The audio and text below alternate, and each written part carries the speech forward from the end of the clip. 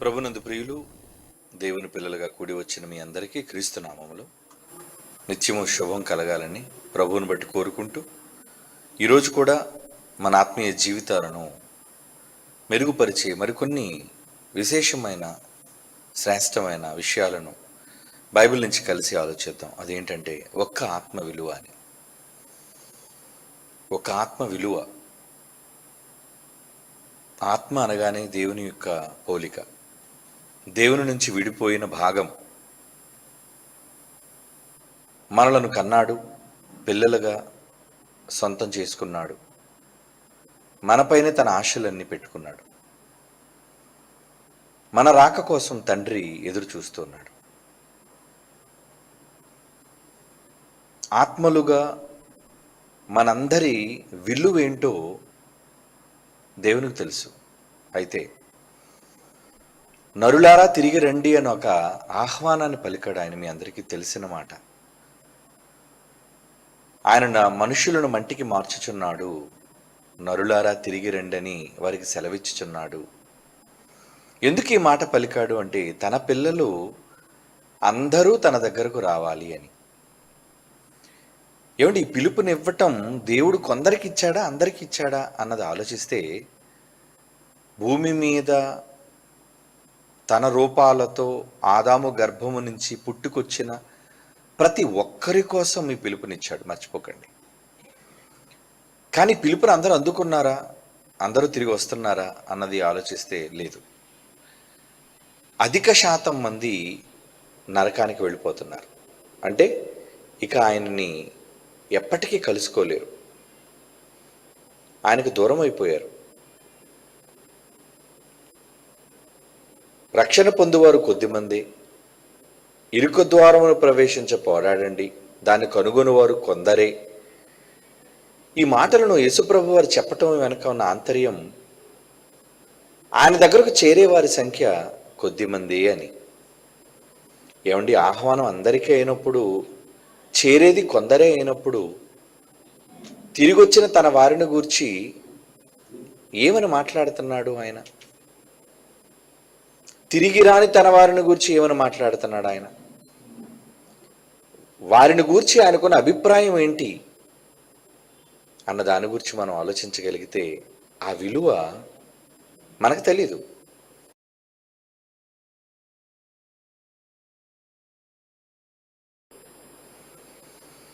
పిల్లలకు సరిగ్గా ఒంటి మీద బట్టలు ఉన్నాయా లేవా, వారి ఆరోగ్యం బాగుందా లేదా, వారికి సరైన పోషకాహారం అందుతుందా లేదా, కనీసం వాళ్ళకి వ్యాక్సినేషన్ సమయానికి వాళ్ళకి అందవలసిన ఆరోగ్యమైన మందులు అందుతున్నాయా, వీటిని కూడా పట్టించుకునే తల్లిదండ్రులు ఉన్నారండి. పెళ్లి చేసుకున్నారు, పిల్లలకి అన్నారు, పుట్టారు కదండి, భారం మోయక తప్పదు అనే ఒక భారమైన బాధ్యతతో ఏదో పిల్లల పట్ల వాళ్ళు వ్యవహరిస్తూ ఉంటారు. నిజానికి ఎవరైతే తమ పిల్లల పైన ఎక్కువ మమకారం, మక్కువ, ప్రేమ కలిగి ఉంటారో వారు ప్రతి చిన్న విషయంలోనూ పిల్లల గురించి ఆలోచన కలిగి ఉంటారండి. ఎలా అంటారా? వాళ్ళు ఏం తింటున్నారు, వాళ్ళు ఎక్కడ పడుకుంటున్నారు, వాళ్ళకి ఏమైనా అవసరం ఉందా లేదా, వాళ్ళకి ఏ లోటు ఉండకూడదు అని ఆలోచించి అన్ని విషయాలు, నీటి విషయంలో, మరి ఆహారమును అందించటం విషయంలో అన్నిటిలోనూ శ్రద్ధ తీసుకుంటారు. ఇక ప్రతి క్షణం వారిని కనిపెడుతూ ఉంటారండి, ఏ ప్రమాదం బారిన వాళ్ళు పడకుండా ఉండాలని. ప్రియులారా, ఎందుకు తల్లిదండ్రులు అంతగా వాళ్ళ పట్ల బాధ్యత కలిగి ఉన్నారు అంటే కారణం కన్నారు కనుక. కనటం ఒకటే కాదు, వాళ్ళపైన ఎంతో ప్రీతి వాళ్ళకుంది, ఎంతో పవిత్రమైన ప్రేమ వాళ్ళకుంది. కాబట్టి వాళ్ళని విడిచి ఉండలేరు, వాళ్ళకు దూరం కాలేరు, వాళ్ళని అంటిపెట్టుకొని ఉంటారు, వాళ్ళ మంచి చెడులు ఎప్పుడు చూసుకుంటూనే ఉంటారు.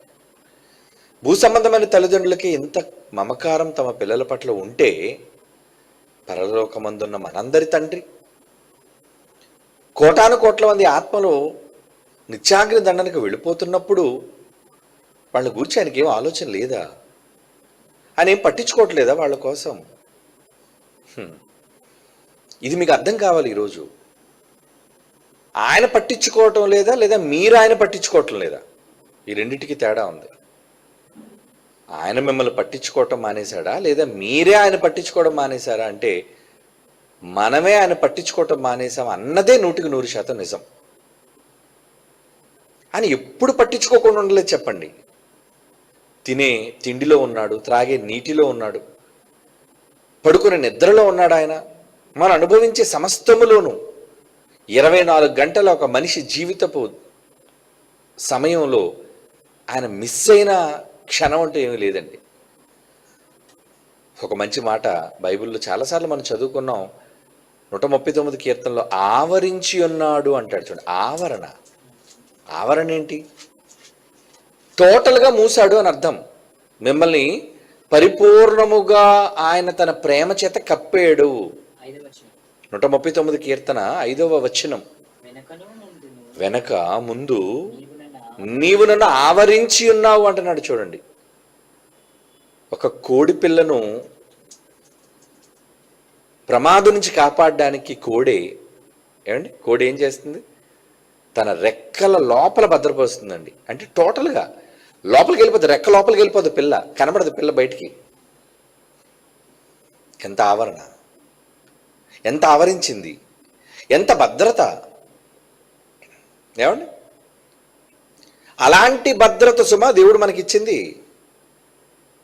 ఆయన వల్లనే బ్రతుకుతున్నాం, ఆయన వల్లనే చలిస్తున్నాం, ఆయన వల్లనే జీవం కలిగి ఉన్నాము అన్న మాట కూడా పౌలు గారు చెబుతున్న ఆ ప్రసంగంలో అపోస్తుల కార్యాల్లో 17వ అధ్యాయంలోని ఆ మాట ఎంత ఆశ్చర్యాన్ని కలిగిస్తుందండి. అంటే పొడి మాటలుగా పైన చదువుకుంటూ వెళితే ఏం అర్థం కాదండి. దేవుడు ఆవరించున్నాడా. 28వ వచనం, అపోస్తుల కార్యాలు 17వ అధ్యాయం 28వ వచనం. కానీ దాని డెప్త్లోనికి వెళితే, మాటల భావాలలోనికి మనం వెళితే, మనం ఆయన యందు బ్రతుకుచున్నాము, ఆయన యందు బ్రతుకుచున్నాము. మన కదలికలో నీ వేళ్ళు కదిలినా, నీ కళ్ళు కదిలినా, టోటల్గా నీ శరీరం కదిలినా, నీ కదలికలట ఎవరవట? ఆయన యందు బ్రతుకుచున్నాము, ఆయన యందు చలనం. కదలికలంటే చలనం అని. చలించుచున్నాము, ఉనికి కలిగి ఉన్నాము. ఉనికి, నీకంటూ ఒక పేరు, నీకంటూ ఒక ఇల్లు, నీకంటూ ఒక తల్లి, తండ్రి, స్నేహితులు, అక్క చెల్లెలు, అన్నదమ్ములు, వీళ్ళంతా కలిగి ఉన్నారు. ఎవరి వలన? దేవుని వలన. ఆవరించి ఉన్నాడా? అవునండి, ఆవరించి ఉన్నాడు ఆయన. మనందరినీ ఆవరించి ఉన్నవాడు ఆయన. మరి నిజంగా ఆయన ఆవరణలో మనం ఉన్నామా? ఉన్నాం. కానీ ఆయన ఆవరించి ఉన్నాడన్న సంగతి మనం తెలుసుకోలేకపోతున్నాం. ఏమండి, ఒక రాష్ట్రానికి ముఖ్యమంత్రి రాష్ట్రంలో ఉన్న వాళ్ళందరి కోసం ఆలోచించలేకపోవచ్చండి. కోట్ల మంది కోసం ఏం ఆలోచిస్తాడండి? ఇన్ జనరల్గా వీళ్ళకి అందవలసిన పథకాలు, వీళ్ళకి చేయవలసిన ప్రణాళికబద్ధంగా చేయవలసిన పనులు, ప్రాజెక్టులు, వాటి కోసం ఆలోచిస్తాడు. అదే తన ఇంటివారి విషయం అయితే, ఒక ఇంటివారి విషయం అయితే, తను కన్నవారి విషయం అయితే ఎంత శ్రద్ధ వహిస్తాడు చెప్పండి. దేవుడు అలాంటి వాడు సుమా. భూమి మీద ఉన్న ఈరోజు 800 కోట్లకు పైగా విస్తరించిన ప్రతి ఒక్కరి కోసం ఎంతో ఆసక్తి, పట్టుదలతో ఉన్న వ్యక్తి ఆయన. ఆయన గురించి మీరేమనుకుంటున్నారు? ఏముందండి, కోట్ల మందిలో నేను ఒక్కడిని, నా పైన ఆయనకుండే శ్రద్ధ ఏంటి, నేను పట్టించుకోనేటి అంతటి వాడనా అని అనుకోవచ్చు మీరు. ఒకళ్ళు అలాగ అనుకుంటే, మీ చెడును కూడా ఆయన చూస్తున్నాడు, మీ మంచిని కూడా ఆయన చూస్తున్నాడు అంటే ఏదో మంచి చూస్తేనే పట్టించుకుంటాడు అన్నది కాదు. ఎప్పుడు ఆయన మిమ్మల్ని చూస్తున్నాడు కాబట్టి మీరు ఏది చేస్తున్నారో దాన్ని పట్టించుకున్నాడు. అది మంచి అయితే మంచి, చెడు అయితే చెడు. అన్ని విషయాల్లో ఆయన మిమ్మల్ని ఆవరించే ఉన్నాడు. అన్ని విషయాల్లో ఆయన మీ పక్షాన తన దృష్టి మళ్లించకుండా ఉన్నాడు. తన కనుదృష్టి. ఆయన కనిపించని సృష్టమంటూ ఏది లేదన్నాడు. అంతా చూస్తున్నాడు ఆయన, అందరినీ చూస్తున్నాడు ఆయన. ఆకాశము నుంచి అందరినీ చూస్తున్నాడట, అందరినీ. మరి ఎంతమంది పట్ల శ్రద్ధ కలిగి ఉన్నప్పుడు అందులో ఎంతమంది తన దగ్గరకు వస్తున్నారు అంటే మెజారిటీ వెళ్ళిపోతున్నారు. ఎక్కడికి? నరకానికి. విశాల మార్గమును పోవారు అందరూ అంటాడు చూడండి. అందరూ విశాల మార్గమే. 7వ అధ్యాయం మత్తయి సువార్తలో చెప్పే మాట, ఇరుకు ద్వారమును కనుగొనేవాళ్ళు కొందరే, కానీ విశాల మార్గం అందరూ. నాశనమునకు పో మార్గం ఎలా ఉందట? విశాలం, వెడల్పును. ఆ దారి చాలా విశాలముగా ఉన్నది, దాని దారి వారు ప్రవేశించువారు అనేకులు అంటున్నాడు. చూడండి, ఎక్కువ మంది వెళ్ళిపోతున్నారట, దాని ద్వారానే వెళ్ళిపోతున్నారట. మరి వెళ్ళిపోతున్న వాటి కోసం ఆయనకి శ్రద్ధ లేదనుకుంటారా? నువ్వు వెళ్ళిపోతే ఆయన ఏం చేస్తాడు? నువ్వు వెళ్ళిపోతున్నావు, నిన్ను పంపటం లేదు ఆయన. మార్గాన నడవలసింది నువ్వు. ఏమంటే తండ్రి కనగలడు, నిన్ను పెంచగలడు, నిన్ను పోషించగలడు. కానీ నువ్వు వినయంతో, విధేయతతో, శ్రద్ధతో, భక్తితో బ్రతకాల్సిన బాధ్యత నీ మీద ఉంది. నిన్ను నమ్మి ఒక తల్లి తండ్రి ఇంటిలో నుంచి బయటకు పంపుతున్నారు అంటే, వెళ్ళిన ఆడబిడ్డ కావచ్చు, మగవాడు కావచ్చు, ఏమనుకొని రావాలి? ఒరే, మా అమ్మ నాన్న ఇంటి దగ్గర చూస్తారా? లేదా నన్ను ప్రేమించేవాళ్ళు, నన్ను ఇష్టపడేవాళ్ళు నా కోసం ఎదురు చూస్తారా? నేను ఎక్కడికి రాలేను, నేను ఎక్కడికి వెళ్ళలేను, మీలా ఎంజాయ్ చేయడానికి నేను రాలేను. నా యవన కాలంలో కళాశాల దినాల్లో అందరూ అనేవారు, ఒరే క్లాసెస్ క్యాన్సిల్ అయిపోయి కదరా, అలా షికారికి వెళ్దాం పదా, అలా ఎక్కడికి వెళ్దాం పదా, అలా జాలీగా తిరిగి వద్దాం పదా. నేను వెళ్ళేవాడిని కాదండి. వద్దురా, నేను వెళ్ళిపోతాను ఇంటికి. వీడేంటారా విచిత్రమైన మనిషి, ఇంటికి వెళ్ళిపోతానంటాడు. సరే నీ ఇష్టం అంటే, అక్కడ నాకు వాడితో సంతోషించాలని లేక కాదు, ఇంటి దగ్గర నా మీద బాధ్యత కలిగిన వాళ్ళు, నన్ను ప్రేమించిన వాళ్ళు, నేను అవి వెళ్ళినప్పుడు నాకు ఏమైనా ప్రమాదం జరిగితే ఎందుకురా వెళ్ళావు నువ్వు వాళ్ళతో? నువ్వు వెళ్ళటం వాళ్ళే కదరా ఈ ప్రమాదం జరిగింది. అదే ఇంటికి వచ్చుంటే సురక్షితంగా ఉండేవాడు కదా అని ఎక్కడ అంటారేమో, ఆ మాట నేను ఎందుకు అనిపించుకోవాలి అనే భయం ఉండేదండి. ఎక్కడికి వెళ్ళేవాడిని కాదు. కళాశాల విడిచిపెట్టిన మరుక్షణం ఇంటికి వచ్చేసేవాడిని. అంటే తల్లిదండ్రుల మీద బాధ్యత ఉన్నవాళ్ళు, తల్లిదండ్రులను ప్రేమించేవాళ్ళు స్నేహాలని, తిరుగుళ్ళని వెళ్ళరండి. వెళ్ళబుద్ధి కాదు. అవకాశం ఉన్నా దాన్ని వినియోగించుకోరు. ఎందుకంటే తల్లిదండ్రుల మీద వాళ్ళకున్న గౌరవం అంటారు దాన్ని. కానీ మెజారిటీ పిల్లలు ఎలా ఉన్నారు? అమ్మా నాన్న చూస్తారా ఏంటి? ఎవరు చూడరు, పద జాలీగా ఎంజాయ్ చేద్దాం. ఇప్పుడు కాకపోతే ఎప్పుడు ఎంజాయ్ చేస్తావు? టీనేజ్లో కాకపోతే ఇప్పుడు పార్కులను తిరగకపోతే ఎప్పుడు రా తిరుగుతావు ముసలైపోయిన తర్వాత అంటారు. ఆ మాట రైట్ ఎలా ఉంటుంది మనకి? నిజమే, ఇప్పుడే కదా ఎంజాయ్ చేయవలసింది లైఫ్ని. కానీ ఎంజాయ్ చేయవలసిన అదే టైంలో ఎంతోమంది ప్రమాదాన బారిన పడిపోయేవాళ్ళు ఉన్నారు. విలువైన సమయాన్ని ఇంటి దగ్గరికి వెళ్ళి బైబిల్ చదువుకోవడంలోనో, ఇంటి దగ్గరికి వెళ్ళి తల్లిదండ్రులకు సేవ చేయటంలోనో, తల్లిదండ్రులకు ఉపయోగపడడంలోనో. ఏమంటే ఒక ఆడపిల్ల అయితే ఇంటికి వెళ్ళిపోయి అమ్మకి నాన్నకి ఇల్లు ఉడ్చి బట్టలు శుభ్రం చేసి ఏమండి అందొస్తుంది ఆడపిల్ల. మగవాడైతే అమ్మ కిరాణా తీసుకురామంటావా, లేదంటే నేనేమైనా సామాన్లు మోయమంటావా, మార్చమంటావా, ఏంటి చెప్పు. తల్లిదండ్రులకు ఉపయోగపడేవాడుగా ఉండాలి కుమారుడైనా కుమార్తె అయినా. ఈరోజు పిల్లల కోసం మనం అలా మాట్లాడుతున్నామే, పరలోకమందున్న తండ్రి కోసం మనమంతా ఎలా ఉన్నాం? ఇవ్వబడిన ఆయుష్కాలంలో, జీవిత కాలంలో ఎవరి కోసం బ్రతకాలనుకుంటున్నాం, ఎవరి కోసం ఆలోచన కలిగి ఉండాలి అనుకుంటున్నాం? ఆయనేమో ఒక్కడు ఒక్కడు ఒక్కడు అంటున్నాడు. ఒక్క ఆత్మ. ఆ విలువ ఆయనకు తెలుసు. ఒకే ఆత్మ కదా. ఏమండి, కోట్ల మందిలో ఒకడు పోతే ఒక లెక్క. ఏమండి, రోజు వెంట్రుకలు మనం స్నానం చేసేటప్పుడు కింద రాలిపోతుంటాయి, మనం లెక్క పెడతాం దాన్ని. పోనే ఎన్నో ఉన్నాయి కదా నెత్తి మీద. అదే 2, 3, 5 ఉన్నాయి అనుకోండి, దాన్ని జాగ్రత్తగా దూతుంటాం. ఎందుకంటే విలువ తెలిసింది. ఊడిపోయే కాబట్టి ఉన్న వాటినైనా జాగ్రత్తగా దాచుకోవాలి అని. అవునండి, ఏదైనా తగ్గినప్పుడే దాని విలువ ఎక్కువ అవుతుంది. ఏదైనా మనకు కనుమరుగైనప్పుడే దాని విలువ మనకు తెలుస్తుంది. ఏదైనా దూరం అయినప్పుడే దాని అవసరత మనకు ఏర్పడుతుంది. నిజమండి.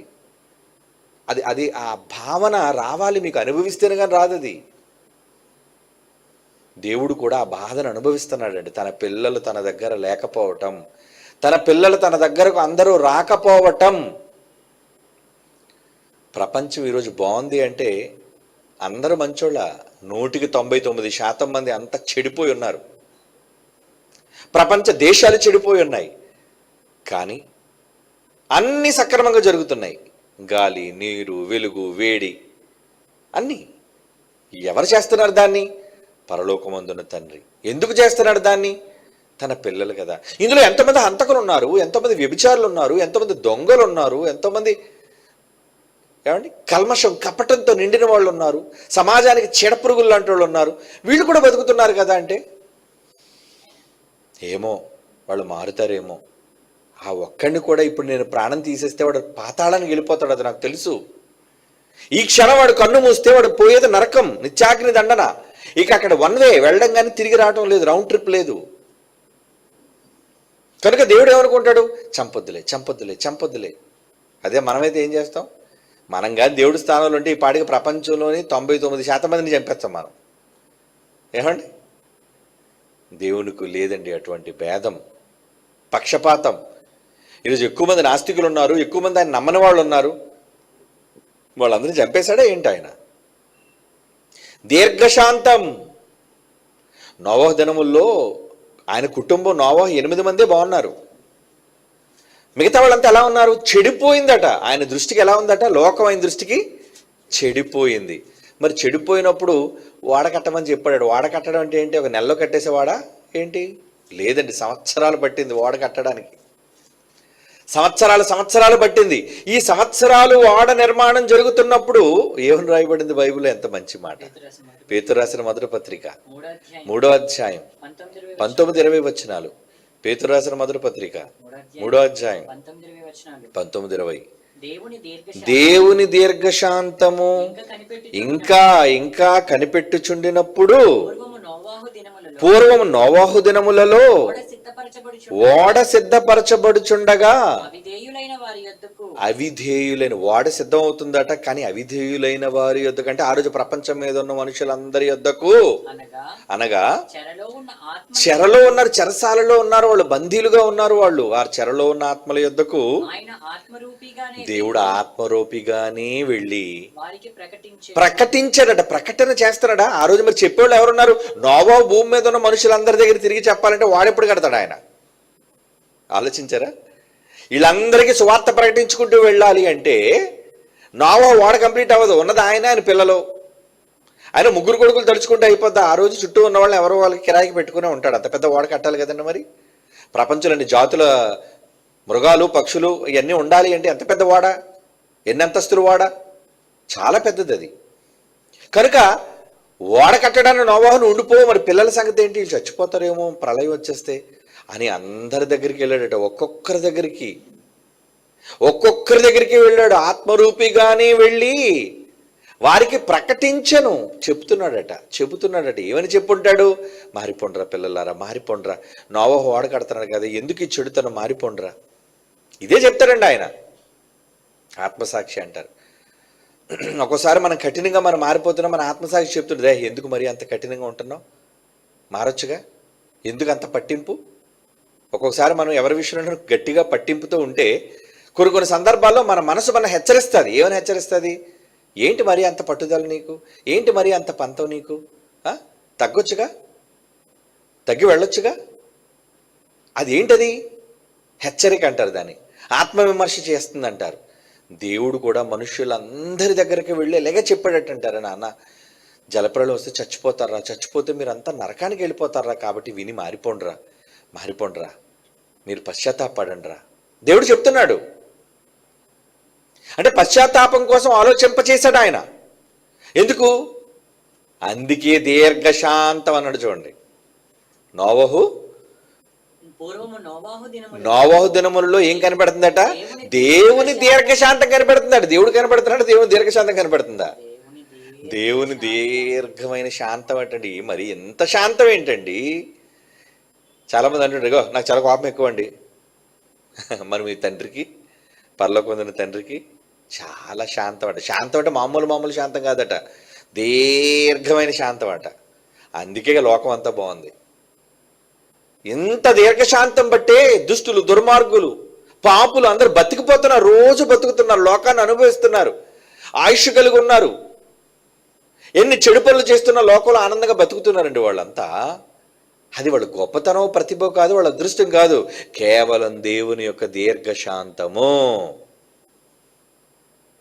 ఎందుకు ఇంత దీర్ఘశాంతాన్ని వహిస్తున్నాడు అంటే చాలాసార్లు మనం చదివా మాట, ఇంకోసారి చదువు 2 పేతురు పత్రిక 3వ అధ్యాయం 9వ వచనంలో అన్నమాట. ఏమంటున్నాడు అక్కడ? 2 పేతురు పత్రిక 3వ అధ్యాయం 9వ వచనం, దేవుని కొందరు ఆలస్యమని ఎంచుకున్నట్లు ప్రభు తన వాగ్దానాన్ని గూర్చి నిర్లక్ష్యం చేసేవాడు కాడు గాని ఎవ్వడు అంటే ఒక్కడు కూడా అని అర్థం. ఎవ్వరు తప్పించుకోకూడదండి అంటే ఒక్కడు కూడా తప్పించుకోకూడదని. ఎవ్వరు ఉండిపోకూడదంటే అందరూ వచ్చేయాలని కదా, ఒక్కడు కూడా ఉండకూడదనే కదా ఎవ్వడు అనే పదానికి అదే కదా అర్థం. కొందరు అంటే అప్పుడు మిగతా మిగిలిన వాళ్ళు అనుకోవచ్చు. ఎవ్వడు నశింపవలన నిశ్చయింపక అందరూ మారు మనసు పొందాలని మీ ఎడల దీర్ఘశాంతము గలవాడై ఉన్నాడు. మారు మనస్సు కోసమే దీర్ఘశాంతం అంట ఆయనకి.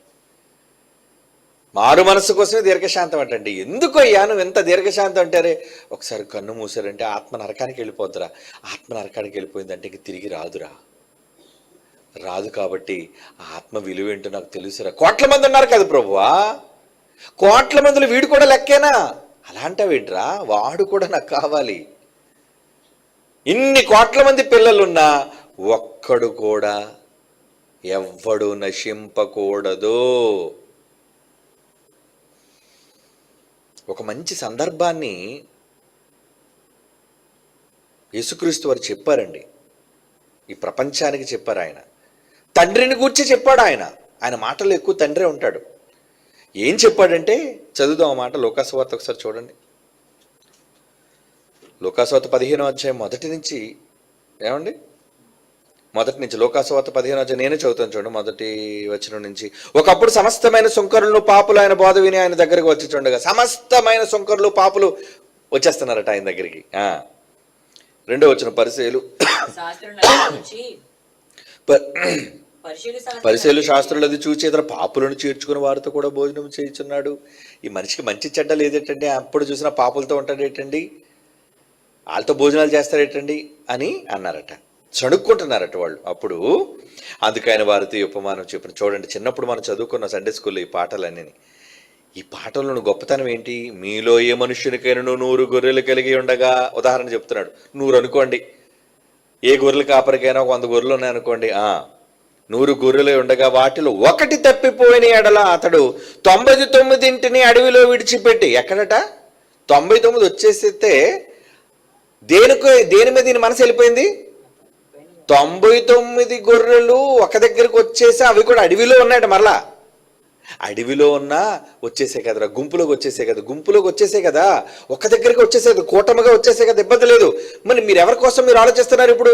ఒక్కటి రాలేదురా, ఒక్క గొర్రె ఉండిపోయింది. ఏమండి? తప్పిపోయిన ఎడల అతడు 99 అడవిలో విడిచిపెట్టి తప్పిపోయిన అది దొరుకు వరకు దానిని వెతక వెళ్ళడా. ఎంతకీ గొర్రెల కోసం చెప్తున్నాడా?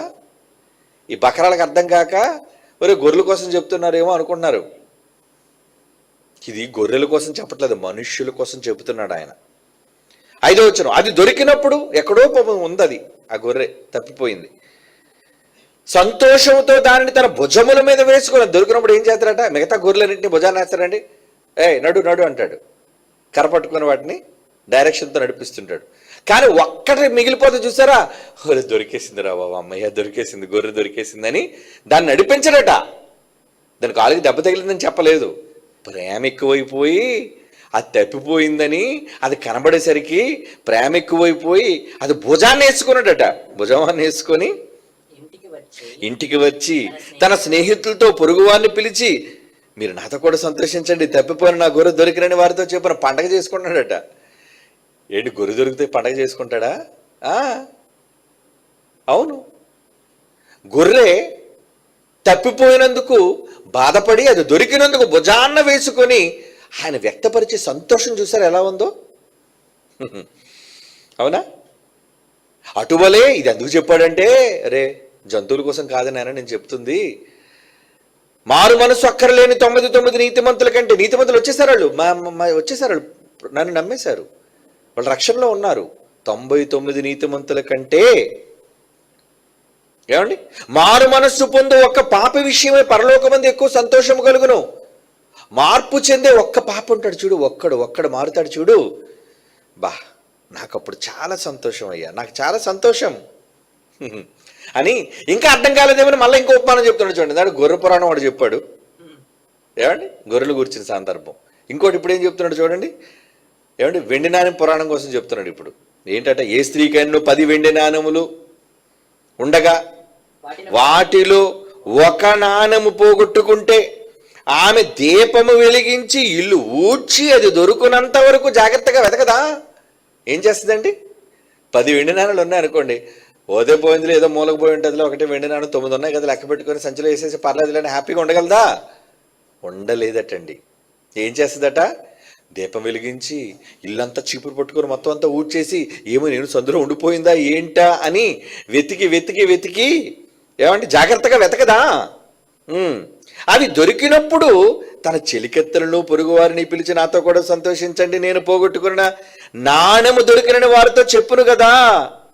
మరలన్నాడు, అటువలనే మారు మనసు పొందు ఒక్క పాపి విషయమై దేవుని దూతల ఎదుట సంతోషము కలిగినని మీతో చెప్పుచున్నాను. అప్పుడప్పుడు ఆడవాళ్ళు బంగారపు చౌకములకి శీల పోతుంటుందండి, వెనకాల చిన్నదే ఉంటుంది శీల, ఎక్కడ పడిపోతుందో తెలియదు తీసినప్పుడు. బంగారం అనుకోండి, మామూలు రోడ్లు కూడా పోతే పోయిందని అనుకుంటారు. బంగారం అనుకోండి, వెంటనే ఏం చేస్తారు, దాన్ని లైట్ వేసి అవసరం వేసిన పెద్ద పెద్ద ప్రొజెక్షన్ లైట్ అని తీసుకొచ్చేసి ఎక్కడైనా సరే అది పడిపోయిందేమో, అది దొరికినంత వరకు మనశ్శాంతి ఉండదండి. ఏమండి, ఆడవాళ్ళు ఎప్పుడు కూడా వస్తువులకి అటాచ్ అయ్యి ఉంటారు కదండి. ఆడవాళ్ళు వాళ్ళ ఇంట్లోంచి ఒక స్పూన్ పోయినా సరే ఏదో లోటు, స్పూన్ లేదు పక్కింట్లో ఉంది, స్పూన్ పక్కింట్లో ఉంది, స్పూన్ వచ్చిందా లేదా, స్పూన్ వచ్చిందా లేదా, ఏమండి, మూత వచ్చిందా లేదా, గ్లాస్ వచ్చిందా లేదా, పళ్ళెం వచ్చిందా లేదా. ఇంకా పెద్దవి శీల అయితే బంగారు శీల చిన్నది, అది దొరికినంత వరకు. నిజంగా రాత్రి దొరకలేదు అనుకోండి, రాత్రి సరిగ్గా నిద్రపడ్డది, శీల ఎటు పడిపోయింది అంటో, ఎక్కడ నేను ఎక్కడ తుడుచుకున్నాను, ఎక్కడ చేజారిపోయింది, మరలా ఒకసారి ఆ రోడ్డు అంతా వెతుకుతాం, ఆ తోవంతా వెతుకుతాం, ఆ ఇంట్లోనే ఆ సందు అంతా వెతుకుతాం. నేను స్నానం చేసిన అలాగే కదా వచ్చాను, ఎక్కడెక్కడ దూకున్నాను, ఎక్కడ పడిపోయింది, ఎక్కడ పడిపోయిందా. ఎంత ఆలోచన దిక్కుమాల ఒక శీల కోసం. అంత కలుపుకుంటే 1000 రూపాయలు కూడా ఉండదేమో. ఏమండి, శీల కోసం నీకు ఎంత ఇది, ఒక నాణ్యం, ఒక నాణం 9 నాణాలు ఉన్నాయి కదా, ఒక వెండి నాణం పోతే పోయింది ఏమనుకుంటుంది. నో, అది సంపాదించిన కష్టం. ఏంటి మరి శీల కోసం అంత ఇదైపోతున్నారు ఏంటంటే, నీకు తెలుసయ్యా నేను ఎంత కష్టపడతాను, ₹1 రావడానికి ఎంత కష్టపడతాను నీకు తెలుసా? ఏదైనా ఒక వస్తువు కొనాలి అంటే కష్టపడాలని తెలుస్తుంది, ఊరకనే దొంగతనం కొట్టుకొచ్చేసినప్పుడు ఏం తెలుస్తుందండి, విలువ తెలీదు. రూపాయి కష్టపడి సంపాదించిన వాడికి దాని విలువ అర్థం అవుతుంది. అందుకు దాన్ని అది తిరిగి పొందినంత వరకు మనశ్శాంతి ఉండదు. నిజమండి, దొరికినంత వరకు మనశ్శాంతి ఉండదు. వస్తువులు పోగొట్టుకుంటే మనకు మనశ్శాంతి నిజంగా ఉండదండి. ఒక వస్తువు పోగొట్టుకుంటే నువ్వు ఇంత మనశ్శాంతి కరువైపోతే, ఏమండి, దేవుడికి ఒక ఆత్మ పోగొట్టుకుంటే ఏంటది? ఆత్మ, కొడుకు. ఒక్క ఆత్మే కదండి, కోటాను కోట్ల మంది ఆత్మలో ఒక్క ఆత్మ పోతే ఏంటి ప్రభు నీకు? రే కన్నా నాకు తెలుస్తుందిరా బాధ ఏంటో. ఆ ఒక్కడి కోసం ఎన్నో క్రియలు రాసుకున్నాను రా, నా పుస్తకాలు చూడు, ఆ పుస్తకం చూడు, ఎంత పెద్ద పుస్తకం రాశాను వాడి కోసం. వాడు తప్పిపోతే, వాడి దగ్గర రాకుండా పోతే నేను ఎలా ఉండగలను అనుకుంటున్నావు? ఇప్పుడు చెప్పండి, దేవుడు ఎవరి విషయమే సంతోషం కలిగి ఉన్నాడు? గుడికి వచ్చే 99 మంది విషయమై కంటే గుడికి రాకుండా ఉంటారు చూసారా, దేవుని దగ్గరికి మారకుండా ఉంటారు చూసారా, వాళ్ళ కోసమేనండి. రాకపోయినప్పుడు అండి మనకు తెలుస్తుంది ఆ విలువ. రోజు మన భర్త మనకు కనబడుతున్నాడు, ఏమండి, ఆ రోజు లేస్తున్నాం, ఆయన ముఖం చూస్తున్నాం, సాయంత్రం బయటికి వెళ్ళాం, మళ్ళీ మధ్యాహ్నం వస్తాడు, లేదా రాత్రి వస్తాడు, సాయంత్రం వస్తాడు, మళ్ళీ చూస్తున్నాం, మళ్ళీ రేపు చూస్తాం, ఎల్లుండి చూస్తాం. ఏమండి, కనబడలేదు అనుకోండి, ఎలా అనుకుంటారు మీరు?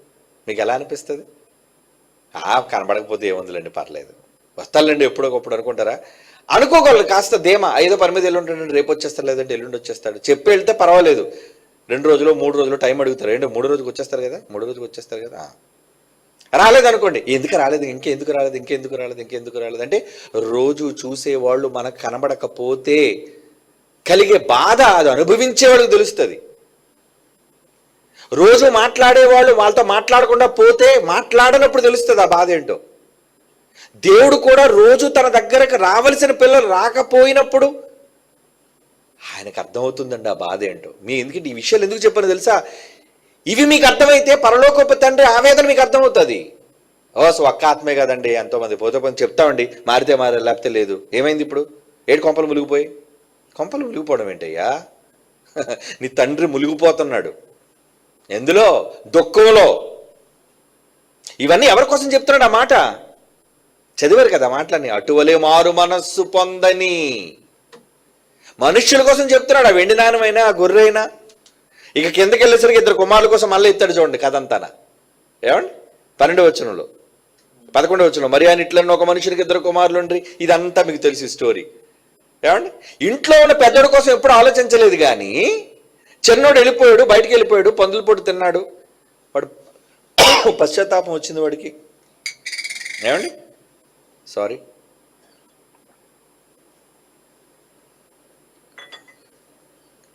పశ్చాత్తాపం వచ్చింది, వాడు ఇంటికి వచ్చేసాడు. ఏమండి? ఇంటికి వస్తున్నాడని తెలిసినప్పుడు తండ్రి యొక్క పరిస్థితి చూడండి. ఏమండి? తండ్రి వాడు ఇంకా దూరంగానే ఉన్నాడండి, ఇంకా ఇంటికి కూడా రాలేదటండి. అంటే అతని కళ్ళు ఇప్పుడు ఎవరి మీద ఉన్నాయి? ఇంట్లో ఉన్న కొడుకు మీద లేవు. నా కొడుకు తప్పిపోయాడు రా, వాడు ఎప్పుడు వస్తాడు రా, బెంగ పెట్టుకున్నాను రా వాడి మీద. ఏమండి? ఇంట్లో అన్నదమ్ములు అక్క చెల్లెళ్ళు కలిసి ఉన్నప్పుడు వేరండి. గొడవ అయిన తర్వాత ఎంత గట్టిగా తిట్టుకున్నా ఏమనుకున్నా, ఏమండి, అక్క చెల్లి మీద, చెల్లి అక్క మీద మనస్సు ఉంటుందండి. పోనీ ఏదో నేను తిట్టానులే, చెల్లే కదా, నా దగ్గరికి రావచ్చు కదా, అక్కే కదా, పోనీ పెద్ద మనసు చేసుకొని ఒకసారి రావచ్చు కదా, అన్నయ్యే కదా, వాడు తగ్గించుకొని రావచ్చు కదా, పోనీ తమ్ముడు కదా, నన్ను ఒక మాట తిట్టైనా వాడు రావచ్చు కదా అనిపిస్తుంటుంది మనకు లోపల. ఎందుకు? రోజు వాడితో సంతోషంగా గడిపిన క్షణాలు ఇవన్నీ గుర్తొస్తుంటాయి. అవును కదా, పండగలకి, ఏమండి, కార్యక్రమాలకి మేమంతా కలిసి ఉండేవాళ్ళం. నేను నా భర్తే కనబడుతున్నాం, మరి నా సోదరి లేదు, ఆయన భర్త, ఆమె భర్త లేడు, పిల్లలు లేరు, ఈ కుటుంబాలు కలిసి లేవు. ఈ దిగులు ఎప్పుడు కూడా నిజంగా వెంటాడుతూనే ఉంటుంది మనుషుల్ని. మీ దగ్గర నుంచి ఎవరైనా కోల్పోతే ఇంకా బాధ ఏంటో చెప్పమంటారా? ప్రాణం కంటే ఎక్కువగా ప్రేమించిన వాళ్ళు చచ్చిపోయారు అనుకోండి, ఎలా ఉంటుంది చెప్పండి ఆ ఫీలింగ్. భర్తలు చనిపోయిన ఒక విజయ ప్రమీలని అడగండి, భర్తను పోగొట్టుకుని ఒక దివ్యాన్ని అడగండి, ఏమండి, వాళ్ళని అడగండి, చెప్తారు అనుభూతులు ఏంటో. రోజు ఇంట్లో తిరిగేవారు, రోజు మాట్లాడేవాళ్ళు, కనీసం దూరమైనా ఫోన్లో మాట్లాడేవారే, కనీసం దూరమైనా ఉన్నాడు అనుకోవడానికి కనీసం ఫోన్ కూడా చేయడానికి మనిషి లేడే, ఆయనకి రాడే. నేను ఈ ఒంటరి జీవితాన్ని ఎలా గడపాలి? ఇక ఆయన ఉండలే, తిరిగి రాడు కదా, మళ్ళా నేను ఆయన రూపాన్ని చూడలేను కదా, మళ్ళా నేను ఆయన పట్టుకోలేనుగా. మనకు అన్ని కళ్ళ ముందు ఉన్నాయి కాబట్టి మనకు అటువంటి ఫీలింగ్స్ ఏమి ఉండవులండి. కోల్పోయిన వాళ్ళకి తెలుస్తుంది ఆ బాధ ఏంటో, పోగొట్టుకున్న వాళ్ళకి తెలుస్తుందండి ఆ బాధ ఏంటో. ఒకరోజు మా అక్కింట్లోకి వెళ్ళాను నేను, అక్క అని పిలిచాను, సరే వచ్చింది, ఏదో చెప్పాను, మొత్తానికి ఏదో ఏడుస్తున్నట్టు ఉందో అని కళ్ళు తుడుచుకొని బయటకు వచ్చేసింది. ఏమండి? బయటకు వచ్చేసింది. తర్వాత ఏదో పనుండి నేను లోపలికి వెళ్ళాను. లోపలికి వెళ్ళేసరికి టీవీలో, ఏమండి, ఆ టీవీ మీద ఈ 2 కళ్ళు ఉన్న స్థానం దగ్గర అలా నీరు ఉందండి, నీరు. నాకు అర్థమైపోయింది ఏంటి, జాన్సన్ గారి ప్రసంగం వేసి ఆ ప్రసంగం అవుతుంటే అలాగే ఆయన ముఖం దగ్గర ముఖం పెట్టి కన్నీళ్లు పెట్టుకుంది. ఆ కన్నీళ్లు కారిపోయి నేను వచ్చానని గబాలను వచ్చేసిందేమో, కానీ ఆ కన్నీళ్లు ఆ టీవీ స్క్రీన్ మీద అలాగ ఉన్నాయి, చెరపలేదు కంగారులో. ఏమండి? ఇది నేను ఎందుకు చెబుతున్నాను అంటే, ఒక మనిషిని కోల్పోయినప్పుడు అనుభవించే బాధ అది కోల్పోయిన వాళ్ళకి అర్థమవుతుందండి. ఈ బాధ మీకు అర్థం అవ్వాలంటే మీరు ఎవరో ఒకరు కోల్పోవాలి. వద్దులేండి, మీరు కోల్పోవాలని నేను కోరుకోవట్లేదు. మీరు కోల్పోకుండానే దేవుడు ఒక్క ఆత్మ కూడా కోల్పోకుండా ఆలోచించండి, ఆయన కోసం ఆలోచించండి. అంటే మీరు మీ సొంత వాళ్ళని పోగొట్టుకుంటే మీరు ఎంత దుఃఖిస్తారో తిరిగి రాని వాళ్ళ కోసం. అవునా? బతుకున్నారంటే పర్లేదంటే హ్యాపీ, ఏదో కోపంతో ఒక మాట అన్నా మరలా వెళ్ళొచ్చు, ప్రేమగా ఏదో క్షమాపణ కోరుకోవచ్చు, ఏదో మరలా కలిసిపోవచ్చు. క్షమాపణ చెప్పడానికి మనిషి లేనప్పుడు, ఏమండి, మనం కోరుకున్న వాళ్ళు మన కళ్ళెదుటే లేకుండా పోయినప్పుడు ఏం చేయగలం? దేవుడు మనసు అదేనండి. దీర్ఘశాంతం ఇంకా కనిపెడుతున్నప్పుడు నోవా జన్మలో వాడు సిద్ధపరచబడుతున్నప్పుడు ఈయనకేంటి పని? ఆత్మరూపుగా వెళ్ళిపోయాడట, వెళ్ళిపోయి అందరితో చెప్తున్నట్టు మారండి ఆయన, మారండి ఆయన. అంటే ఈయన ప్రసంగికుడా? అవును, ఎందుకు చెప్పాలి? ప్రతి ఆత్మ విలువ ఆయనకు తెలుసు. పిల్లలు కాబట్టి, కన్నాడు కాబట్టి, వాళ్ళ మీద మమకారం ఉంది కాబట్టి, ప్రేమ ఆశలు పెంచుకున్నాడు కాబట్టి వాళ్ళ మీద. అవునండి, నిజం. మరి దేవుని యొక్క ఎడబాటు, ఎవరైనా వ్యక్తి ఎడబాటు ఎలా ఉంటుందో అనేది మీకు అర్థం చేసుకుంటే ఇంకా మీకు ఎవరు ఎడబాటు కాకపోవచ్చు. కాకపోతే అహో, దేవుని ఎడబాటు ఇలా ఉందా, ఎంత దిగులుతో ఆయన ఉన్నాడా, ఇంతగా ఆయన బాధ అనుభవిస్తున్నాడా అని అనుకోవాలి మీరు. చదువుదాం ఇప్పుడు ఒక మాట. మత్తయి సువార్త 18:14 చూడండి. మత్తయి సువార్త 18:14. అలాగుని ఈ చిన్నవారిలో ఒక్కడైనను ఒక్క మాట, ఒక్క అండర్లైన్ చేసుకోండి, ఒక్కడైనను నశించుట పరలోకమందున్న మీ తండ్రి చిత్తము కాదు అంటున్నాడు. చూడండి, అర్థమైందా మీ తండ్రి మనసు? ఎవరండి చెప్తారు దేవుడు అనగానే రండి ప్రార్థన చేస్తాను, రోగాలు పోతాయి, రండి ప్రార్థన చేస్తాను, కోరికలు తీరిపోతాయి? ఛే, ఎప్పుడు చూడండి దేవుడి దగ్గర పనికిరాని మాటలు చెప్పడమే. ఇది కావాలి తండ్రి, అది కావాలి తండ్రి, ఇది లేదు నాయన, అది లేదు నాయన. ఎంతసేపు నీ గోడంతా ఆయన దగ్గర పెట్టుకుంటావు, నీ అవసరతలన్నీ కావాలని ఆయన దగ్గర మోకాళ్ళేసి కన్నీటితో ప్రార్థన చేస్తేవే కానీ నాన్న నీకేం కావాలి నాన్న, నీ సంతోషం ఎందులో ఉందయ్యా, నీ దుఃఖం ఎప్పుడయ్యా తొలగిపోతుంది అంటే చెప్పాడు ఆయన ఇవన్నీ. ఈ చిన్నవారిలో ఒకడైనా నువ్వు నశించుట, ఎవడైనా నాశనానికి వెళ్ళిపోతున్నాడు అంటే ఏమండి, నాకు ఇష్టం లేదురా, నాకు ఇష్టం లేదురా, వాడు నరకానికి వెళ్ళిపోవడం నాకు ఇష్టం లేదురా. దుర్మార్గుడు నశించుట వలన అతనికి ఏమాత్రము సంతోషము లేదు కానీ హెచ్కేల్ గ్రంథంలో అంటాడండి. చదవండి అక్కడ 33:11. 33:11 చదవండి. ఎస్, 33:11. కాగా వారితో ఇట్లా నా పిల్లలతో చెప్పు. ఏమండి, తండ్రి తన పిల్లలతో ఎలా చెప్పుకుంటున్నాడు చూడండి. నా జీవము తోడు. జీవము తోడు అంటే అరే నా ఒట్టురా, నా మీద ఒట్టురా. ఒట్టి మీరు ఎప్పుడేస్తారు చెప్పండి? ఎదుట వ్యక్తిని నమ్మించడానికే కదా ఒట్టు. ప్రమాణం ఎప్పుడు చేస్తారు మీరు? ఒరే మదర్ ప్రామిస్ రా, ఒరే ఫాదర్ ప్రామిస్ రా, ఒరే గాడ్ ప్రామిస్ రా, నమ్మవా నువ్వు నన్ను? ఒరే ఒట్టురా, మా అమ్మ మీద ఒట్టురా, మా నాన్న మీద ఒట్టురా, ఒరే దేవుడి మీద ఒట్టురా. ఎందుకంటే దేవుడు ఇంకా పైన కదా, అందరికన్నా పైన. దేవుడి మీద ఒట్టేసి మనం 4 అబద్ధం చెప్పలేదండి, చెప్పలేము. ఎందుకంటే ఆయనకే మనకున్న అటాచ్మెంట్. దేవుడి మీద ఒట్టేసి తప్పు చెప్పలేం మనం, అవునా? ఎస్. ఇప్పుడు దేవుడు ఎవరి మీద ఒట్టేయాలి మనం నమ్మించడానికి? ఆయనకంటే గొప్పడు ఎవడన్నాడు ఒట్టేయడానికి? లేడండి. ఎంత జాలి అనిపిస్తుందండి ఈ మాట చూసి. ఒరే నాన్న ఉట్టురా నా మీద ఒట్టేసి చెప్తున్నాను. ఏంటి దేవుడు ఏంటి అంత పెద్ద ఆయన మీద ఒట్టేసుకొని చెప్పడం ఏంటండి? ఎవరిని నమ్మించడానికి ఒట్లు? చాలామంది అడుగుతారు ఒట్లు ఎందుకు మీకు అని. దేవుడు మనుషులను నమ్మించడానికి ఒట్టేసుకుంటాడు. ఆయన ఒట్టేస్తూ నమ్ముతావు కదా నాయన, అరే నాన్న ఒట్టేస్తూ నమ్ముతావు కదా, నమ్ముతానండి, నా మీద ఒట్టురా, నా మీద ఒట్టు. ఏంటి ఆయన మీద ఒట్టు ఏం వేసుకుంటాడట? నా జీవము తోడు దుర్మార్గుడు మరణము నొందుడి చేత నరకానికి వెళ్ళిపోవటం వలన నాకు సంతోషము లేదయ్యా. దుర్మార్గుడు తన దుర్మార్గత నుండి మరలి బ్రతుకుట వలన నాకు సంతోషము కలుగును. కాబట్టి ఇశ్రాయేలులారా, ఒక్కసారి మీ మనసు తిప్పుకోండర్రా, మనసు తిప్పుకొనుడి. మీ దుర్మార్గత నుండి మరలి మనసు తిప్పుకొనుడి. మీరెందుకు చచ్చిపోతున్నారు మరణమగుదురు? ఇది ప్రభువుకి యెహోవా వాక్కు.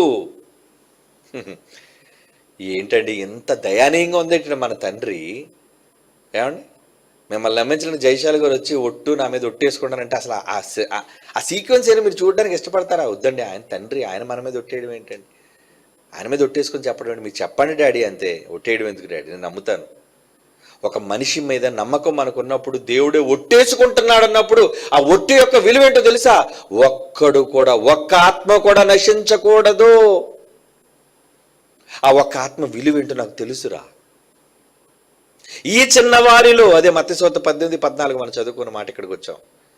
ఈ చిన్నవారిలో ఒకడైనను నశించుట పరలోకమందున్న మీ తండ్రి చిత్తము కాదు. ఇది తండ్రి మనసు అయితే యేసుప్రభు మనసు చూడండి ఎలాగుంది. యోహాను సువార్త 18:9. యోహాను సువార్త 18:9.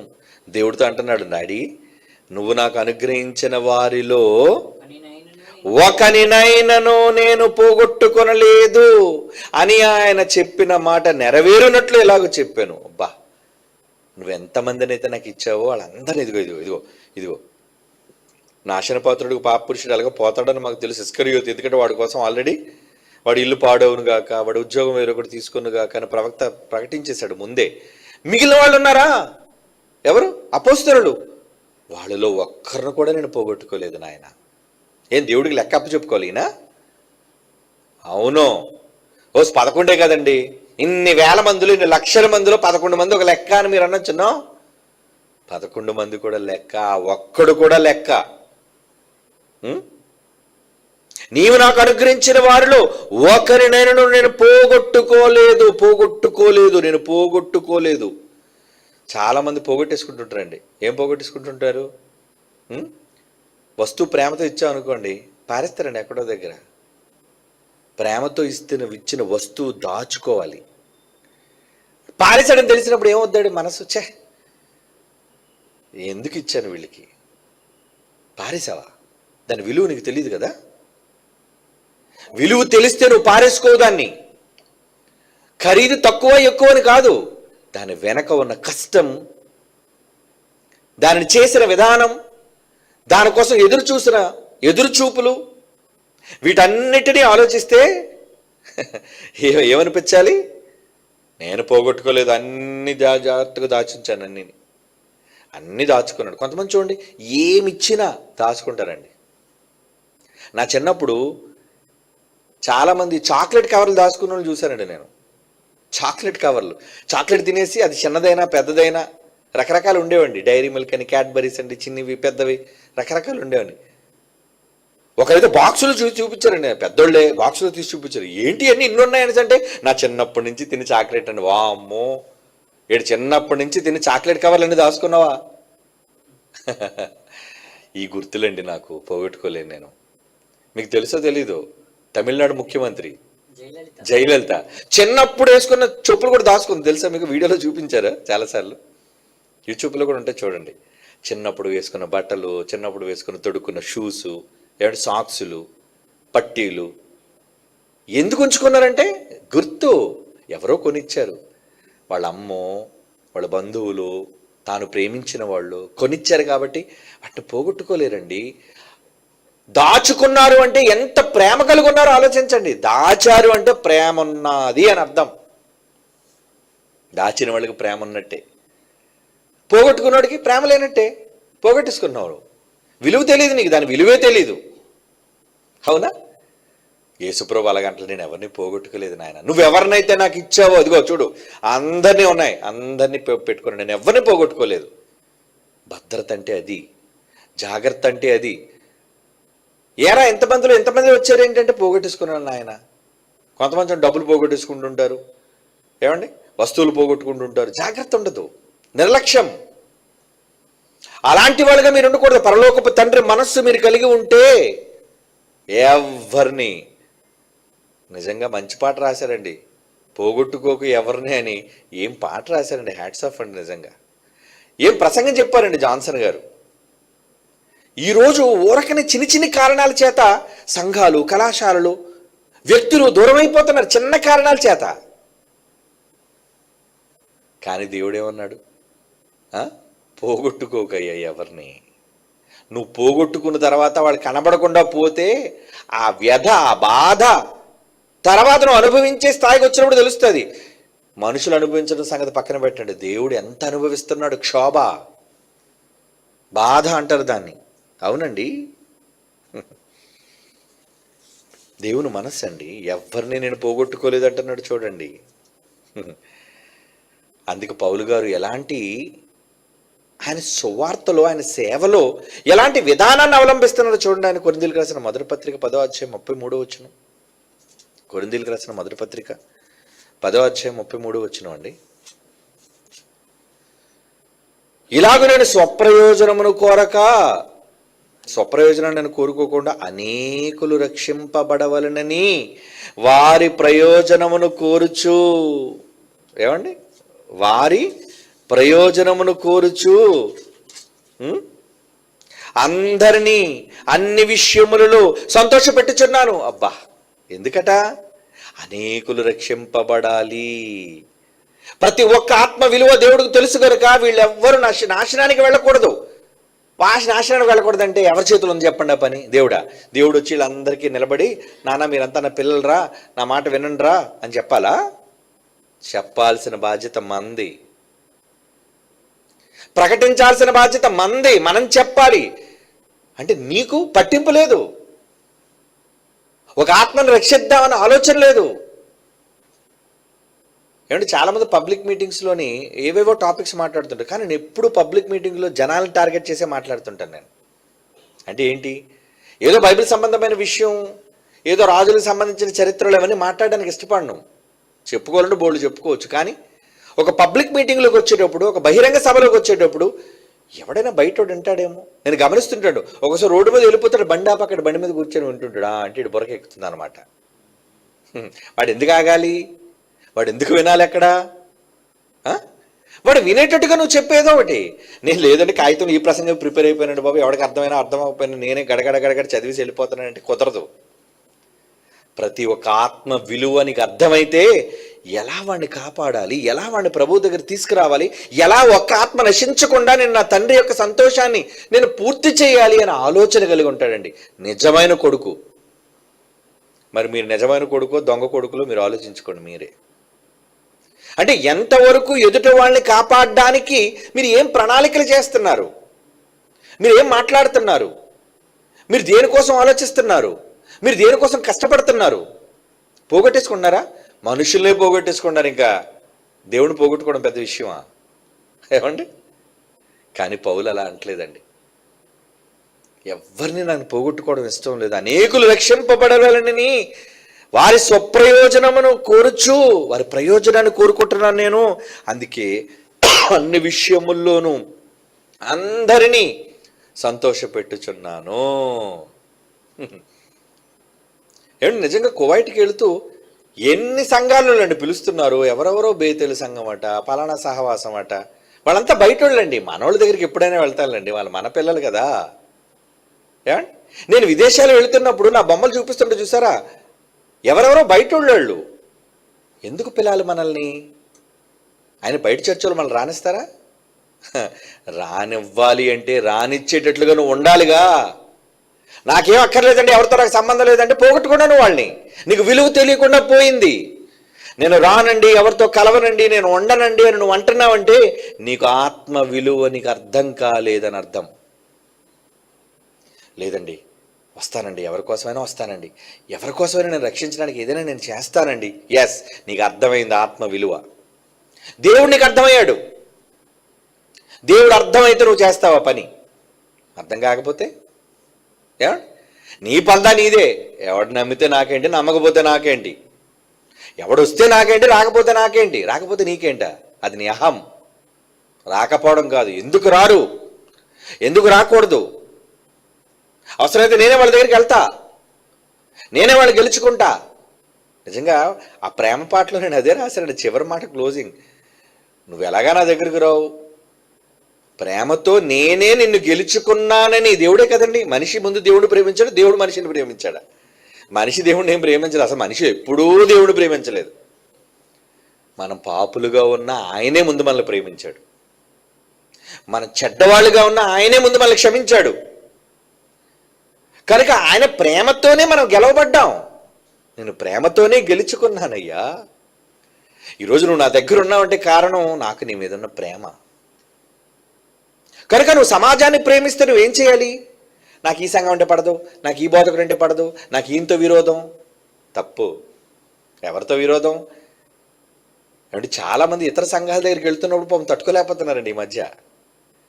ఇతర సంఘాల దగ్గరికి, ఇతర బోధకుల దగ్గరికి వెళ్ళి వాళ్ళు మంచి మాటలతో మార్చడానికి వెళుతుంటే, ఏమంటే మీరేంటి పందా మార్చారా? ఇతరులతో మీరు బోధలో రాజీ పడిపోయారా?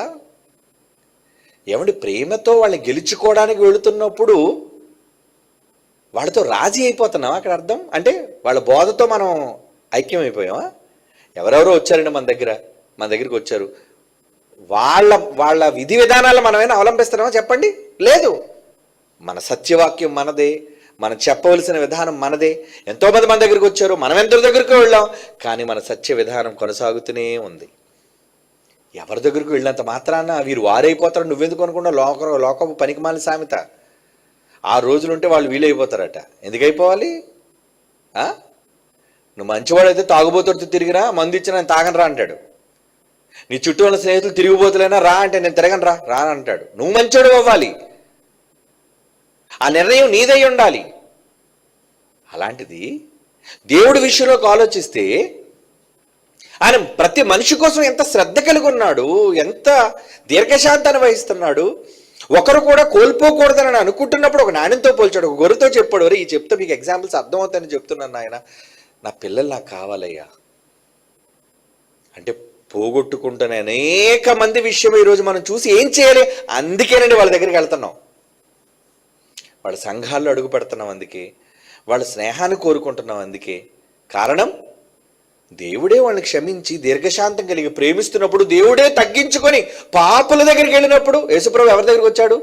నేను పాపులను పిలువ వచ్చి తిని. యేసుప్రభు లోకంలోకి ఎందుకు వచ్చారట? పాపులను రక్షించుటకు యేసు లోకమునకు వచ్చిన మాట నిరాక్షేపమైనది అన్నాడు. తప్పు మోపడానికి లేదు ఎవడు. నేను వచ్చిందే పాపుల కోసం. మరి నువ్వేంటి? మన వాళ్ళ దగ్గరికి కదండి వెళ్ళాలి, బయట వాళ్ళ దగ్గరికి ఎందుకు వెళ్తున్నాం? మనం బయట వాళ్ళ దగ్గరికి ఎందుకంటే వెళ్ళాలి? ఇతర సంఘాల దగ్గర మనం ఎందుకు వెళ్ళాలి? పిచ్చోడా, మనం వెళ్ళవలసింది, నువ్వు తగ్గవలసింది వాడిని గెలవటానికే. దేవుడే తగ్గించుకొని 9వ దినం వల్ల ఆత్మరూపుగా వెళ్ళి చెప్పినప్పుడు ఆయనకంత తగ్గింపు ఉందే. చెప్పాను కదా సెమినార్లో సబ్జెక్ట్, ఎందుకు దేవుడు అంతగా తగ్గించుకోవాలి? ఆయన తగ్గించుకొని గుడారంలో ఉండాలా నీకోసం, ఇశ్రాయేలుతో పాటు? నీకేంట్రా ఈ అహంకారం? నీకేంటి పొగరు? వద్దు, నాశనానికి ముందు గర్వం నడుస్తుంది కనుక గర్వపడకూడదు. ఏ విధము చేత నేను కొందరిని రక్షింపవలనని పౌలట అందరికీ అన్ని విధములు వాడను అయిపోయానంటున్నాడు. అంతే. యూదుడువా? నేను కూడా యూదుడినే, యూదులకు యూదుని వలే ఉంటిని. చూడండి ఆ మాట ఎంత బాగుంటుందో. కొరింథీయులకు రాసిన మొదటి పత్రికలోని 9వ అధ్యాయం ఏమండి 19-20 వచనాలు. నేను అందరి విషయమే స్వతంత్రుడై ఉన్నను, ఎక్కువ మందిని నేను సంపాదించుకోవాలి. నా టార్గెట్ అది. ఎక్కువ మందిని సంపాదించుకున్నటకు అందరికీ నన్ను నేను దాసునిగా చేసుకుంటుని. యూదులను సంపాదించుకోవడానికి నేను ఏం చేశానంటే, యూదులకు యూదుని వల్లే యూదునిలా ఉన్నాను నేను, నటించాను అక్కడికి వెళ్ళి. ధర్మశాస్త్రమునకు లోబడిన వారిని సంపాదించుకున్నటకు నేను ధర్మశాస్త్రమునకు లోబడిన వాడను కాకపోయినను, నేనే లోబడిన ధర్మశాస్త్రానికి, నాకేం అవసరం లేదు. లోబడిన వాడును కాకపోయినను ధర్మశాస్త్రమునకు లోబడిన వాని వల్లే ఉంటిని. ఎందుకండి పౌలు గారు ఈ బాధ అంతా మీకు? అలా నటించవలసిన అవసరం ఉందా అంటే ఉంది. ఎందుకు? ఏ విధము చేతనైనను బలహీనులను సంపాదించుకున్నట్టు బలహీనులకు బలహీనునైతిని, ఏ విధము చేతనైనను కొందరిని రక్షింపవలనని అందరికీ అన్ని విధముల వాడినైతిని. ఇప్పుడు మీరెవరు చెప్పండి? హోసన్న వాళ్ళకి హోసన్న వాడిని, పెంతుకొస్తే వాళ్ళకి పెంతుకొస్తే వాడిని, బెతెస్తే వాళ్ళకి బేతెస్తే వాడిని. ఏమండి? ఎవరి వాళ్ళకి వారినే. ప్రసన్నబాబు ఎల్పిబి అంటే అందరి వాడు. నేను ఒక్కడినేంటి? మీరు అందరికీ అందరి వాళ్ళుగా మారాలి. దేనికి? ఇందులో స్వార్థం ఏంటి? ఆత్మల రక్షణ. వాళ్ళు మారాలి, రావాలి, దేవుడు సంతోషించాలి. ఎందుకంటే ఒక్క గొర్రె తప్పిపోయి తిరిగి వచ్చేస్తే పండగ చేసేసుకుంటున్నాడే. ఎక్కువ మందిని తీసుకొస్తే, ప్రవ్వా నేను రికార్డు ప్రవ్వా 1000 మందిని తీసుకొచ్చాను, అబ్బా సూపర్ కొడుక, 1000 రెట్లు నా సంతోషం రా తండ్రి. నేను 5000 మందిని తీసుకొచ్చాను ప్రభువా నా జీవితకాలంలో, హ్యాట్స్ ఆఫ్ రా, సూపర్ రా తండ్రి. నేను 10,000 మందిని తెచ్చాను ప్రభువా. ఆడేవాడు వెనకాతలాడు ఒక్కడు కూడా తీసుకురాలేదు ప్రభువా నేను. అదే ఒక్క తలాంతులాటాడు. అలా ఉందాం మనం? వద్దండి. ఒక ఆత్మ విలువ, ఆ విలువ కన్నందుకు దేవునికి తెలుసు. అందుకే ఆయన దీర్ఘశాంతం, అందుకే ఆయన క్షమ, అందుకే ఆయన ఆలోచన, అందుకే ఆయన సహనం. అదే యేసు ప్రభువు నేర్చుకున్నాడు, అదే అపోస్తులైన పౌలు అలవాటు చేసుకున్నాడు. మరి మనం ఎందుకండి అలవాటు చేసుకోం? కాపాడడం ముఖ్యం రా. ముందు కాపాడేటప్పుడు నువ్వు ఎవడవాడంటే, ఇప్పుడు వరదలు వచ్చేసాయండి. వరదలు వచ్చినప్పుడు విజయవాడలోనే అందరికి సహాయ కార్యక్రమాలు చేసినప్పుడు నువ్వు సహాయం ఇచ్చాడు, అరే నువ్వు హిందుడో క్రైస్తవుడో తురకడో ఎవడో చెప్పు, అప్పుడు ఇస్తాను అని అన్నారా? అదేంటది? ఒకడు నీటిలో కొట్టుకెళ్ళిపోతున్నాడు, వాడికి చేయించినప్పుడు ఒరే నువ్వు క్రైస్తవుడువా అని అడుగుతారా? చెప్పండి. ఒరే నువ్వు మా కులపడువా కాదా అని అడుగుతారా? ప్రమాదంలో ఉన్నవాడికి చెయ్యిచ్చేటప్పుడు వివరాలు ఎందుకురా? వివరాలతో ముందు కాపాడు, బయటికి తీయండి, ఆ తర్వాత ఆడే వస్తాండి దోవలోకి, ముందు బయటికి లాగు. ఈ కనీస జ్ఞానం కూడా లోపించేసిందండి చాలామందికి. ఏమని? మనం ఎవరి దగ్గరికి వెళ్ళకూడదు, నాకు నేనే, నాది నాదే, నాకు నేనే. వద్దరు, అలా అనుకోకండి. ఒక ఆత్మ విలువ మీకు అర్థమైతే, మీ పరలోకపు తండ్రి మనస్సు ఈ రోజుకైనా మీకు అర్థమైతే, మీరు ఊరకనే కూర్చోలేరారా, ఊరకనే ఉండలేరారా. ఎందుకంటే దూరమైన బాధ అనుభవిస్తున్నాడు ఇప్పటికే. ఆదా మొదలుకొని ఎంతమంది నిత్యాగ్ని దండనకు వెళ్ళిపోయారో వాళ్ళందరి క్షోభ దేవుడు ప్రతి క్షణం తినేస్తుంది. తెలుసా మీకు? వాళ్ళు దొరకలేనందుకు బాధ ఆయనకి. రాలేదు రాలేదు రాలేదు రాలేదు రాలేదు. కనీసం ఇప్పుడు బతుకున్న వాళ్ళు ఇంకా లోకంలో ఉన్నారు, వీళ్ళు వస్తారా రారా, వస్తారా రారా, వస్తారా రారా. మీకు దేమే శ్రద్ధ ఉంది చెప్పండి? వీటి కోసం ఈ రోజున ఆలోచిస్తున్నారా మీరు? అపోస్తుల కార్యములు 17:30 అపోస్తుల కార్యాలు 17:30 ఆ ఆజ్ఞాన కాలంలో దేవుడు చూచి చూడనట్టుగా ఉన్నాడేమో గాని ఇప్పుడైతే అంతటా అందరూ మారు మనస్సు పొందవలనని మనుష్యులకు ఆజ్ఞాపూర్వకంగా చెప్తున్నాడట. కమాండ్మెంట్, ఆజ్ఞాపిస్తున్నాను నేను. ఏంటి ఆజ్ఞ? ఏంటి ఆజ్ఞ? మనుషులందరూ ఏమవాలట? మారు మనస్సు పొందాలి. మనుషులందరూ మారాలి. ఒక్కరు నశించకూడదు. ఒక ఆత్మ విలువ నాకు తెలుసు. వాళ్ళు జారిపోతే అనుభవించే వేదన నాకు తెలుసయ్యా. ఆడు కోల్పోయినప్పటి నుంచి, ఆడు నరకానికి పోయినప్పటి నుంచి, నా దగ్గరికి తిరిగి రావడం తెలిసినప్పటి నుంచి ఆ బాధ నేను అనుభవిస్తున్నానయ్యా. ఇది దేవుని కన్న తండ్రి మనస్సులోని బాధ అయితే, ఈ బాధ ఈ రాత్రి మీకు అర్థమైతే, మీరు మిగిలిన జీవితకాలంలోనైనా సరే ఆయన సంతోషాన్ని పూర్తి చేయడానికి బ్రతకండి. ఒక ఆత్మ వాల్యూ ఏంటో మీకు తెలిస్తే ఒక రూపాయి కూడా పోగొట్టుకోరండి. డబ్బు విలువ తెలిసినాడు ఒక రూపాయి కింద పడిపోయినా వెంట తీస్తాడు దాన్ని. డబ్బులు ఎక్కువైపోయినాడు ఏమండి. డ్యాన్సులు అప్పుడప్పుడు చూసారు, నోట్లు చల్లుతుంటారు. ఉత్తర భారతదేశంలో దౌర్భాగ్యమైన విధానాలు ఉంటాయండి. ఏంటి, ఎవడో గెంచుతుంటే నోట్లు పెళ్ళిళ్ళు కాటికిని వెత చల్లుతావు డబ్బులు. అవి కాళ్ళ కింద తొక్కుతున్నారు వాళ్ళు, తర్వాత ఏరుకుంటారులేండి. అంటే వాల్యూ తెలియాలి. మనిషి విలువ కష్టంతో సంపాదించిన దాని విలువ అయితే అర్థమవుతుందండి. దేవుడు మనల్ని కష్టపడి కన్నాడండి, మనల్ని కష్టపడి సంపాదించుకున్నాడండి, తన కొడుకును బలి చేశాడండి, తాను బలైపోయాడండి, 24 గంటలు మన కోసం ఆలోచన కలిగి ఉన్నాడండి. మరి అలాంటప్పుడు ఆత్మ కోసం ఆయనకు ఆలోచన ఉండదా? ఆత్మ ఆయన దగ్గర తీసుకొని రావాలన్న ఆలోచన నీకు ఉండదా? ఉండకూడదా? ఉండాలి. ఆ ఒక్క ఆత్మ విలువైన మీ దగ్గర ఉండాలి. అందుకే చివరిగా ఆయన మాట చదువు ముగించుకుందాం. కొరింథీయులకు క్షమించండి, తిమోతి గారికి రాసిన మొదటి పత్రిక 2:4 మొదటి తిమోతి పత్రిక 2:4 మనుష్యులందరూ, దేవుడు అంటున్నాడు, ఆయన మనుషులందరూ రక్షణ పొంది సత్యమును గూర్చిన అనుభవ జ్ఞానము గలవారై ఉండవలనని ఇచ్చయించుచున్నాడు. కోరిక ఉంది ఆయనకి. మరి ఆయన కోరిక ఎవరు తీరుస్తారు? మీరే. ఆయన కోరిక ఆయన తీర్చుకోడు. ఏమండి, మనకి ఏదైనా తినాలని ఉందనుకోండి, ఏమండి నాకు తినాలని ఉంది, ఇంకొకరు తీరిస్తే ఎంత బాగుంటుందండి? అన్ని కోరికలు మనం తీర్చుకోలేమండి. ఎవరో మన కోరిక తీర్చాలి, ఎవరో మనకు సహాయం చేయాలి, ఎవరో మనకు అందించాలి, ఎవరో మనల్ని సంతోషపరచాలి. మరి దేవుడు కోరిక తీరాలి అంటే మనుష్యులుగా మీరు దేవుణ్ణి సంతోషపరచాలి. ఎలా సంతోషిస్తాడు? మనుషులందరూ దేవుని గూర్చిన, రక్షణ గూర్చిన, సత్యమును గూర్చిన అనుభవ జ్ఞానము గలవారై ఉండాలని. ఈ జ్ఞానం వాళ్ళకి వెళ్ళాలి. అందుకే పాట రూపంలోనో, మాట రూపంలోనో, సోషల్ మీడియా రూపంలోనో, ఏదో ఒక రూపంలో ఆయన మాటలు, ఆయన ఉద్దేశాలు ప్రజల మధ్యకి వెళ్ళాలని ఈరోజు ఎన్ని రకాలుగా ఆలోచిస్తానో తెలుసా అండి? ఆలోచించాలి. దేవుని కోసం ఎందుకు ఆలోచిస్తున్నామో తెలుసా? ఆ విలువేంటో దేవుడికి తెలుసు, దేవుని విలువేంటో మీకు తెలుసు కనుక ఆయన విలువ అర్థమైన వాళ్ళు ఆత్మ విలువేంటో అర్థమవుతుంది. కనుక ఆయన ఉద్దేశాలకు విలువనిచ్చేవాళ్ళుగా ఉండండి. అందరిలా భూమి మీద ఉన్న మిగిలిన మనుష్యుల్లా మీరు జీవించకండి.